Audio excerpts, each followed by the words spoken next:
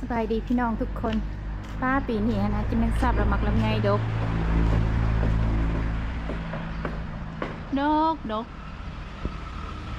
เท่าที่สังเกตมักลำไยนี่บาปีเป็นเนาะหากะหู้ได้นี่นะว่ามักลำไยบ่ได้เป็นคู่ปีมะม่วงกะดกโพดจนเบื่อนะดกผู้ใดมักกินมักลำไยนี้ถึกใจเลยเนาะเฮาเพิ่นบ่มักปานใดกินดำน้อยแบบ2-3 หน่วยเป็นน้ำแบบมันมีหลายติบ่คันสมัยตะกี้ตอนอยู่อเมริกานะคือจังว่าอยากกินคือจังว่าแพงก็ซื้อมากินคนเฮานี่กะเป็นจังซี่เนาะมีหลายแล้วก็พยศ เป็นเบิร์ดนะต้นนี้นี่ปีฮะก็เป็นปีแรกได้ต้นนี้เพราะว่ายังน้อยต้นนี้ฮะต้นน้อยบ่ใหญ่มี3 ต้นพอได้ในเฮือนนี่นะเต็มเลยดกขนาดหากะมื้อนี้ค่ะวันที่28แล้วเนาะมาหอดเทือนวันที่21อาทิตย์1เต็มพวกเจ้าเอ้ยเพื่อสิมีแหงก็ยังบ่เต็มร้อยดอกมีแหงขึ้นมาประมาณอยากว่า 80% อายุสังขารบ่ได้เป็นอย่างใดที่ว่ามีแหงนี่ก็คือหลังจากกลับมาแต่ไปตะลอนเนาะพี่น้องสามีเอาพี่น้องสามีมาเที่ยวประเทศลาวเดือน1เต็มกับขนาดบ่ได้เอามาเบิดครอบครัวเลยนะแค่แม่นว่าเอามาเบิดครอบครัวนี่ปาติโตสงสัยต้องใส่เวลาประมาณเดือน1เนาะจังฟื้น เป็นน้ำอายุสังขารเฮาเนาะแค่แม่นเฮายังหนุ่มยังน้อยก็คือสิบ่ขนาดนี้คนเฮานี่บ่ฮู้โตเด้อมีแต่ต้องคอยเตือนตัวเองว่าเฮาอายุ50ปลายแล้วห่างกายมันบ่แข็งแรงมันบ่คือเฮาบ่ฮู้โตได้เฮาบ่ฮู้โตจนแบบมันเมื่อยไปเองนะมันเมื่อยแล้วเฮาจะฮู้ว่าเป็นอีหยังวะคือมาเมื่อยอยู่ซื่อๆก็เมื่อยตอนยังหนุ่มยังน้อยนี่มันบ่เมื่อยเลยเนาะมันหันอิงอาทิตย์1เต็มก็ได้มื้อนี้หันได้ลุกมาได้ออกมาเฮ็ดเวียกน้อยหนึ่งบ่ได้เฮ็ดหลายออกมากวาดเดินบ้านแล้วก็โฮดต้นไม้เพราะว่าฝนตกอยู่แต่ว่าตกบ่แห้งแบบลิ้นฝนห้ำซื่อๆนะบ่ถึงกับแบบเปียกแห้งก็เลยบางม่องมันก็แห้งก็เลยได้โฮดน้ำ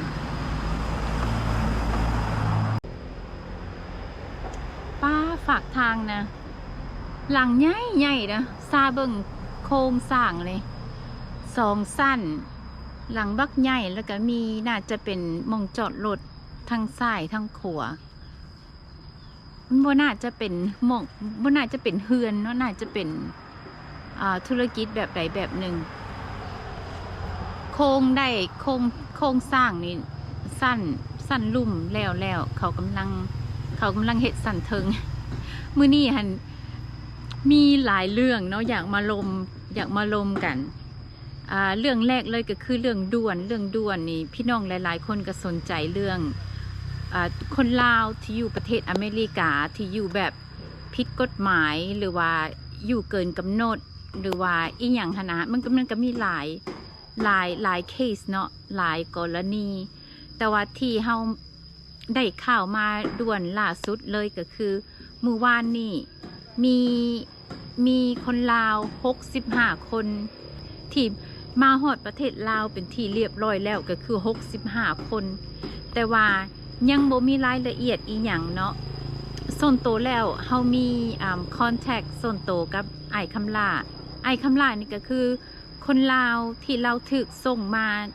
จากประเทศอเมริกาคือกันเนาะเราถูกส่งมาในปี น่าจะเป็น 2019 ค่ะแม่นเฮาจื้อบ่ลืมเท่าที่เฮาได้ร่วมกับอ้ายเราเฮาได้มีโอกาสตอนที่เฮาขึ้นไปเวียงจันทน์เฮาได้มีโอกาสพ่อกับอ้ายเราเนาะเฮาก็ได้เว้าร่วมกับอ้ายเราคันถามเฮาว่ามันเป็นการดีบ่มันก็มีทั้งดีทั้งบ่ดีหั่นแหละเนาะทุกคนคันว่าดีก็เป็นไปบ่ได้เนาะเพราะว่ามันเป็นการที่คนที่ถึกส่งมานะต้องได้แยกจากครอบครัวเนาะบางคนก็เป็นแกล้มผ้าแกล้มมาบางคนก็เป็นผัวเป็นเมียเป็นลูกเป็นแบบมีครอบครัวอยู่อเมริกาบางคนก็บ่ได้เกิดอยู่ประเทศลาวโดยซ้ำไปเนาะบางคนก็เกิดอยู่ศูนย์ก็มีหลายกรณีเนาะแต่ว่าอย่างน้อยก็ดีกว่าถึกส่งไปประเทศอื่นอย่าลืมว่าอาทิตย์ก่อนนี่มีข่าวออกมาหลายๆคนก็ได้เบิ่งเนาะมีข่าวออกมาว่ามีอพยพมีประมาณ8คนเนาะที่ถูกส่งไปซูแดนใต้หั่นนะที่ถูกส่งไปเซาท์ซูแดนในหันก็มีคนลาวมีคนเวียดนามมีคนเบอร์มาเนาะมีคนเมียนมาแบบว่าบ่แม่นประเทศออริจินแต่ว่าเป็นประเทศที่3แล้วก็ขั้นผู้ใดที่ติดตามเรื่อง immigration นี่นะก็สิฮู้เนาะขั้นมีแห่งดีผู้ใดที่แบบติดตามพ่อตู้ทรัมป์ติดตามการเคลื่อนไหวของเราหั่นนะเฮาก็สิเห็นว่าเรามีการประสานงานที่เราประสานงานกับหลายๆประเทศนี่บ่แม่นว่าสิมีแต่เรื่องการส่งออกเรื่อง business เรื่องอีหยังใดหลายๆคนอันหนึ่งในนั้นก็มีหลายๆเรื่องเนาะและหนึ่งในนั้นก็มีเรื่อง immigration ก็คือที่ประเทศที่ร่วมมือกับเราก็คือประเทศเอลซัลวาดอร์ผู้นำของประเทศเอลซัลวาดอร์ก็คือร่วมมือกับพ่อตู้ทรัมป์หับเอาคนของเราหั่นนะกลับคืนเบิดผู้ที่อยู่ประเทศอเมริกาแบบบ่ถูกต้องตามกฎหมาย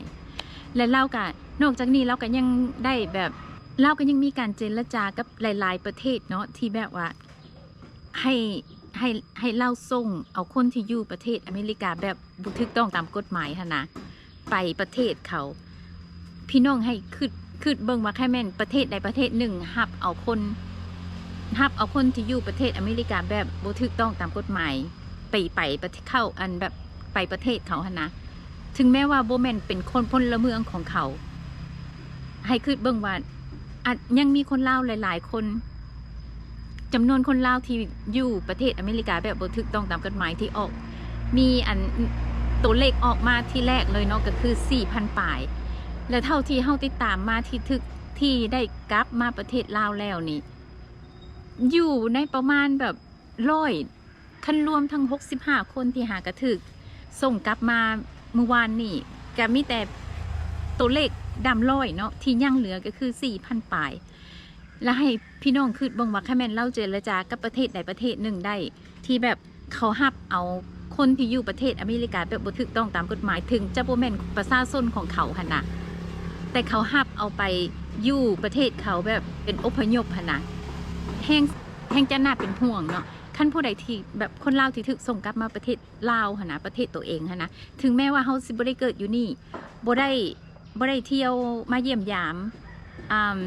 อย่างน้อยก็ยังเป็นประเทศลาวหั่นน่ะอย่างน้อยก็ยังมีโอกาสได้ออกไปอยู่นอกได้ใช้ชีวิตเกือบประชาชนทั่วไปธรรมดาเลยเนาะเท่าที่เฮาติดตามที่ผ่านๆมาก็คือผู้ที่แบบได้ออกไปอยู่ทางนอกแล้วนะหลายๆคนก็ใช้ชีวิตแบบปกติธรรมดาทั่วไปเนาะโดยตัวอย่างที่เฮามีตัวอย่างให้เบิ่งก็คือไอไซแล้วก็มีชีวิตที่แบบเท่าที่เฮาเบิ่งก็คือมีความสุขมีเมียแล้วก็มีสร้างครอบครัวได้เริ่มต้นชีวิตใหม่หั่นนะท่านขึ้นไปในทางที่ดีถึกส่งกลับมาประเทศลาวอย่างน้อยก็คือได้มีโอกาสเริ่มต้นชีวิตใหม่ใครเป็นถึกส่งไปประเทศที่3แบบเป็นประเทศอื่นที่บ่แม่นประเทศลาวเฮาเป็นคนลาวแต่ถึกส่งไปประเทศอื่นอันนั้นเฮาสิอยู่ในฐานะอย่างก็ต้องอยู่ในฐานะนักโทษเนาะอาจจะอยู่ในฐานะนักโทษอยู่ในฐานะrefugee immigrants บ่แม่นอยู่ในฐานะ คืออยู่ประเทศลาวอยู่ประเทศลาวอย่างน้อยเฮากะคือตอนนี้เท่าที่เฮาได้ติดต่อกับไอ้คำลาและถาได้ลมกับเราน้อยหนึ่งหั่นนะเท่าที่เฮาเข้าใจก็คือจำนวนคน65คนที่ถูกส่งมาล่าสุดนี่ยังบ่ทันมีการยังบ่ได้ผ่านการสัมภาษณ์จากรัฐบาลลาวคิดว่ามาฮอดประเทศลาวแล้วจังสิได้มีการสัมภาษณ์จาก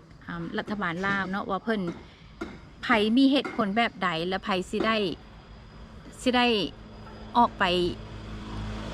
ปใช้ชีวิตแบบประชาชนทั่วไปทั้งนอกค่ะนะอันนี้ก็มาค่อยติดตามกันเนาะแต่ว่าตอนนี้นั้นยังบ่มีรายละเอียดอีกอย่างเบิดฮู้แต่ว่ามี65คนมีคนลาว65คนที่มาฮอดประเทศลาวเป็นที่เรียบร้อยแล้วแล้วก็พี่น้องผู้ใดที่ติดตามเรื่องนี้เนาะเฮาก็ได้ข่าวสารอีหยังเฮาก็จะมาลมสู่ฟังแล้วก็อย่าลืมกดติดตามช่องเฮาไว้เพื่อเฮามีเรื่องอีหยังเร่งด่วนหรือว่าได้ยินอีหยังมาเฮาก็จะมาลมสู่ฟังต่อไปก็คือเรื่องเฮาเองเรื่องชีวิตเฮาเอง ฝันมาฮอดก่อนกำหนด ฝันมาฮอดก่อนกำหนดทุกคนเนาะเกิดมาหนะคิดว่าคนส่วนหลายสบายกันบอกว่าทุกคนกะคนส่วนหลายเกิดมาหนะต้องมีความฝันแหละเนาะตอนยังเฮายังน้อยๆนี่เฮาก็จื้อได้ว่าความฝันของเฮาก็คือแบบอยากเติบโตมาเป็นคนที่แบบมีคุณภาพค่ะนะบ่ว่าแต่ว่าสุขภาพร่างกายแบบหน้าตาความเป็นอยู่แบบเฮาอยากเติบโตมาเป็นคนที่แบบมีคุณภาพมีสุขภาพร่างกายที่แข็งแรงมีความรู้หลังจากเรียนจบแล้วมีงานทำเนาะเฮาก็ฝันของเฮาก็เปลี่ยนไปฝันของเฮาก็คือแบบอยากเลื่อนขั้นอยากได้เงินเดือนสูงขึ้นอยากซื้อรถคันใหม่อยากมีเฮือนอยู่เป็นของตัวเองอยากมีครอบครัวแล้วก็หลังจากที่ฝันตัวนั้นเป็นจริงแล้วเนาะก็คือแบบเรียนจบมีเวียกเหตุงานทำได้เงินเดือนดีคือกันกับที่ว่าเฮาตั้งใจเอาไว้ค่ะนะแล้วก็ได้สร้างครอบครัวก็คือแบบได้แต่งงานหลังจากเฮาฝันมองนั่นเฮาเป็นจริงแล้วเฮาก็ฝันโตอีกแล้วแบบนี้ฝันว่าบางคนก็ฝันของแต่ละคนบ่คือกันดอกเนาะทุกคนอันนี้ฝันของเฮาอันนี้ เฮาฮู้แต่ฝันของเฮาแต่ฝันของคนอื่นนะเฮาก็บ่ฮู้ดอกเนาะหลายๆคนก็ฝันบ่คือกันหั่นนะหลังจากฝันมองนั่นเป็นจริงแล้ว ก็คือมีลูกมีเต้ามีครอบครัวที่คิดว่าอบอุ่นแล้วก็หลังจากฝันตัวนั้นเป็นจริงแล้วก็มีฝันใหม่อีกฝันใหม่ล่าสุดนี่ก็คือปีไดโนปี2015นี่ตอนนั้นแม่ค่ะยังมีชีวิตอยู่เนาะเพิ่นไปอเมริกาเพิ่นไปยาม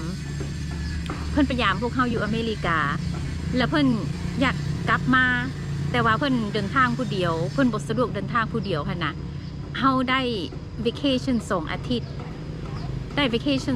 รู้สึกว่าตอนนั้นเฮาหันแยกทางกับพ่อของลูกแล้วตอนนั้นเฮาแยกทางกับพ่อของลูกแล้วเฮาก็โสดอยู่เนาะปีที่เฮามาเอาแม่มาส่งแต่ว่าเฮาได้ vacation 2 อาทิตย์เอาแม่มาส่งปี2015เอาเพิ่นมาส่งซื่อๆเนาะเฮาหันครั้งแรกที่ได้กลับมาประเทศลาวหลังจากที่เฮาออกจากประเทศลาวนี่1985คิดว่า1985ปีที่เอาแม่มาส่งหัน2015จักปีละ1985 2020ปี30 ปี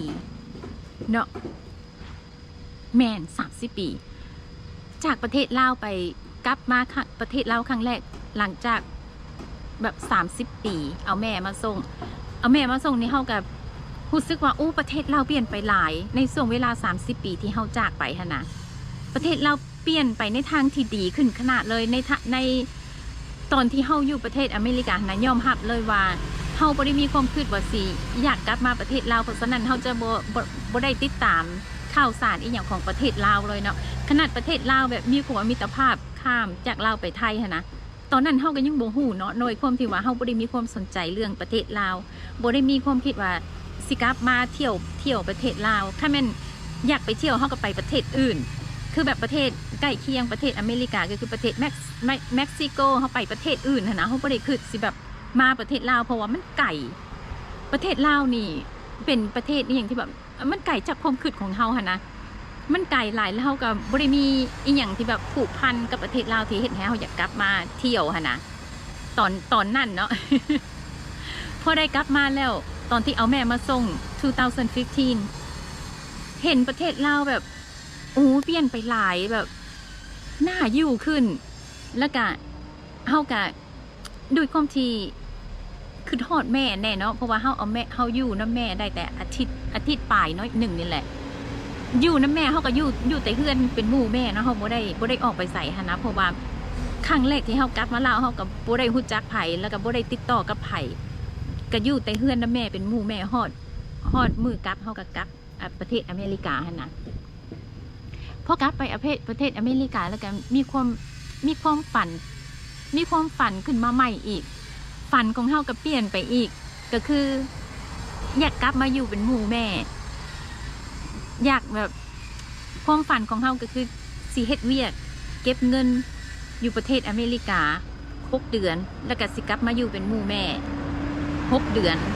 คือว่าเงินที่เฮาโฮมไว้ช่วงที่เฮาเฮ็ดเวียก6 เดือนหั่นนะก็คือสิพอใส่จ่ายในช่วงที่เฮามาอยู่นำแม่อันนั้นเป็นความฝั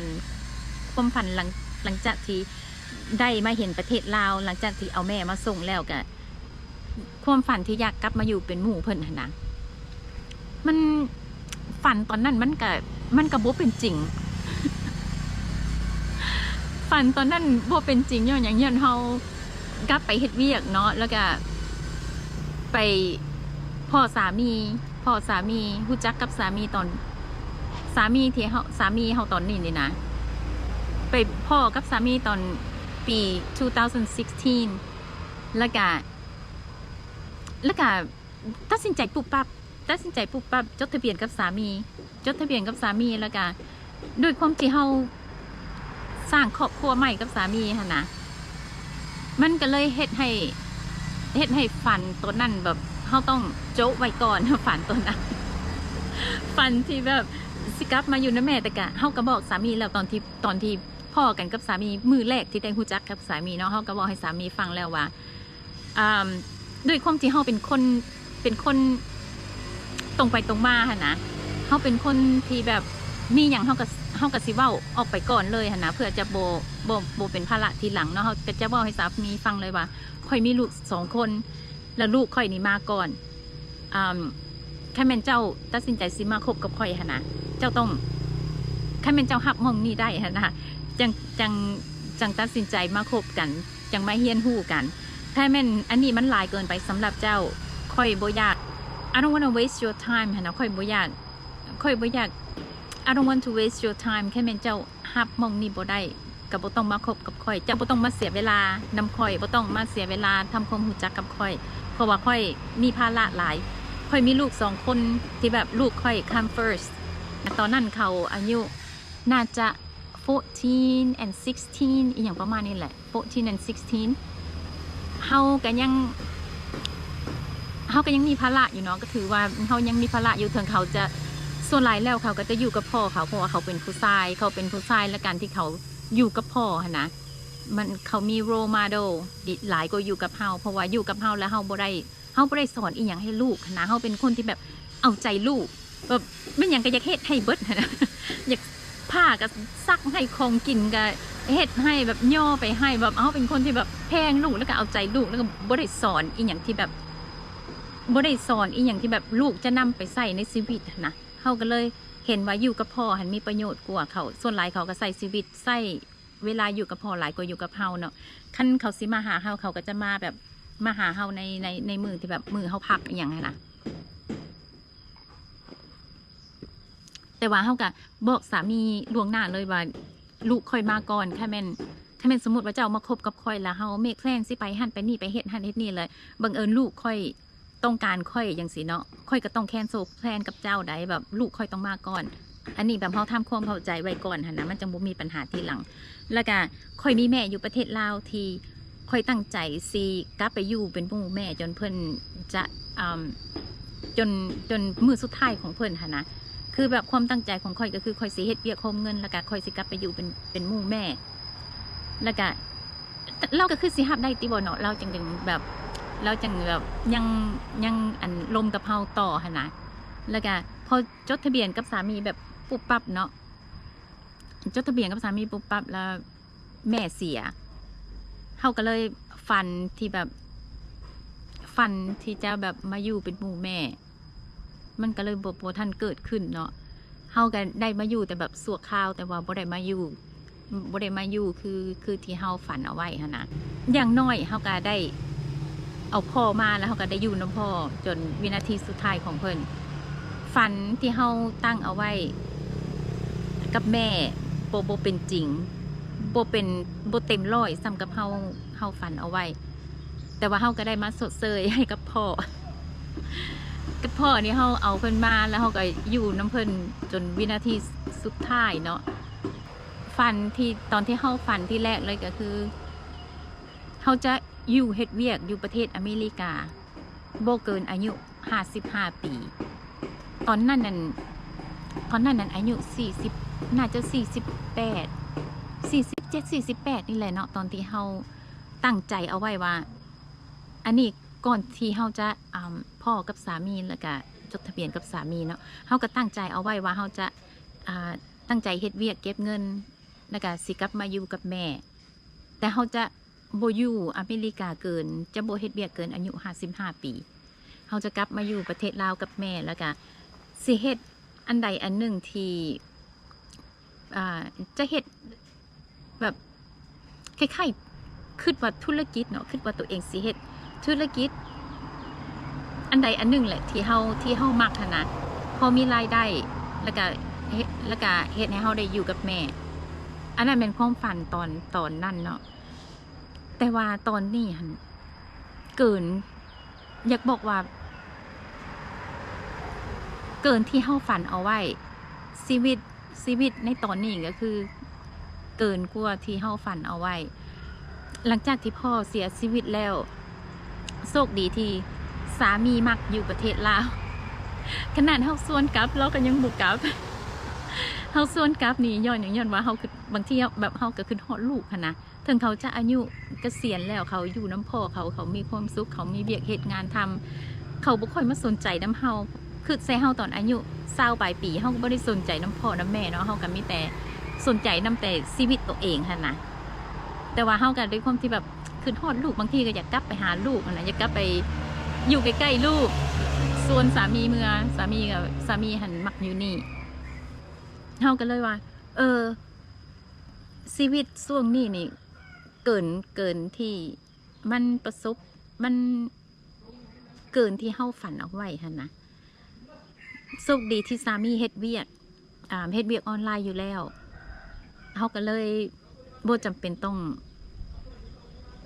บ่ได้เฮ็ดเวียกก็ได้หั่นนะมันอยู่ได้จากมันอยู่ได้แบบสบายๆนั่นแหละแล้วก็เฮาโชคดีที่มีเฮือนอยู่เฮาบ่ต้องเศร้าแบบเฮือนเฮาบ่ต้องเศร้าแล้วก็ฝันของเฮานี่มันบ่ได้ใหญ่เลยได้อายุหลังจากที่เฮาอายุ50ขึ้นไปนี่ฝันของเฮานี่บ่มีอีหยังแบบเกินบ่มีอีหยังที่แบบเป็นไปบ่ได้ค่ะนะอันนี้เป็นฝันของเฮาได้อันนี้ฝันของคนอื่นหันบ่ฮู้เนาะฝันของเฮาในช่วงอายุส่ำนี้ค่ะนะฝันของเฮาก็คือได้นอนเต็มที่ได้ตื่นแบบธรรมชาติแบบ natural นะ waking up naturally ก็คือบ่จำเป็นต้องใส่อะลามปลุกอยากตื่นย่ำใดอยากแบบห่างกาย ร่างกายตื่นพาตื่นย่ำใดก็ตื่นตอนนั้นนะเฮาบ่ต้องมาบังคับให้ตัวเองตื่นอยากนอนตอนใดก็ได้นอนอยากตื่นย่ำใดก็ตื่นอยากกินหยังก็ได้กินก็ไปหากินได้เนาะอยากกินย่ำใดหมายถึงว่าอยากกินย่ำใดก็ได้กินถ้าแม่นเฮายังอยู่ประเทศอเมริกาแล้วเฮายังเฮ็ดเวียกอยู่กินเฮาก็ต้องกินเป็นโมงเป็นยามเนาะเพราะว่าเฮาเฮ็ดเวียกชั่วโมงพักเฮาก็ต้องได้กินเป็นโมงเป็นยามตามชั่วโมงพักของเฮายามอยู่ยามนอนเฮาก็ต้องนอนแล้วก็ตื่นให้ท่านไปเฮ็ดเวียกตื่นมาแล้วก็ต้องเตรียมโตไปเฮ็ดเวียกบางทีก็กำลังนอนแซ่บๆก็จำเป็นต้องตื่นบางทีก็บ่อยากออกจากเรือนยังบ่ทันพร้อมยังบ่อยากตื่นยังบ่อยากลุกออกจากเตียงก็ต้องได้ลุกออกจากเตียงฝันของเฮาฮะนะเป็นฝันที่แบบบ่เกินเอื้อมเลยแค่เฮาได้นอนอิ่มได้